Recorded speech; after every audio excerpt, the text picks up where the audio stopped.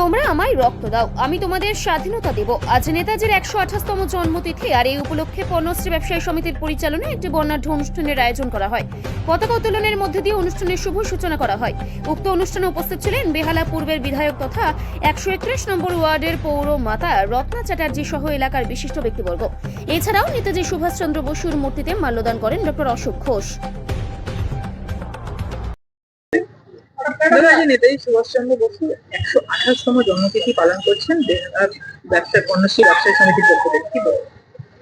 পণ্যশ্রী ব্যবসায়ী সমিতির তরফ থেকে আমরা প্রতি বছরই এই দিনটাকে পালন করে থাকি এবং এক বর্ণাঢ্য শোভাযাত্রার আয়োজন করে থাকি।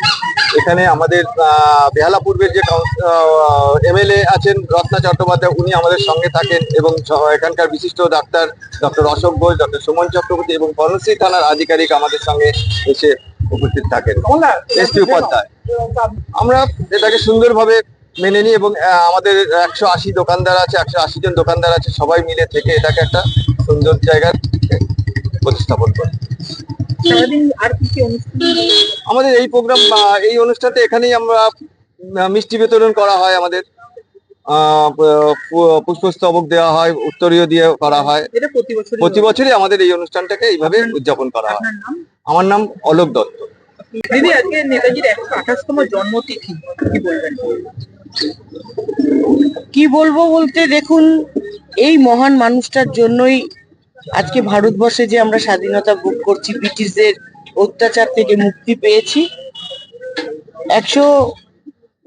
কেউ বলছে 128তম, কেউ বলছে 129তম, যাই হোক, ওনার জন্মদিনে সারা বাংলার মানুষ আজকে বিভিন্নভাবে শ্রদ্ধা জানাচ্ছে, কারণ আমরা গর্বিত যে এরকম একটা মহান মানুষকে বাংলার বুকে জন্মগ্রহণ করেছিলেন এবং বাংলার মানুষকে, ভারতবর্ষের মানুষকে ব্রিটিশ মুক্ত করার জন্য তিনি সারা পৃথিবীর শক্তিগুলোকে একজোট করতে চেয়েছিলেন, যে সারা পৃথিবী যাতে ভারতবর্ষকে এই লড়াইতে সহযোগিতা করে, যার জন্য তাকে গৃহবন্দী করে রাখা হয়েছিল, আপনারা জানেন। এবং সেখান থেকে তিনি পালিয়ে গিয়ে তিনি সমস্ত শক্তিগুলোকে এক জায়গায় করার চেষ্টা করেছিলেন।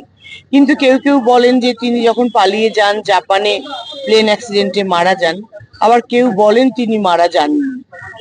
একটা মানে দুরকম মতানৈক্য রয়েছে, তার মধ্যেও আমি বলি যে তিনি বেঁচে থাকুন বা না থাকুন, আমরা তাকে শ্রদ্ধা জানাই, এই বীর পুরুষকে আমরা শ্রদ্ধা জানাই।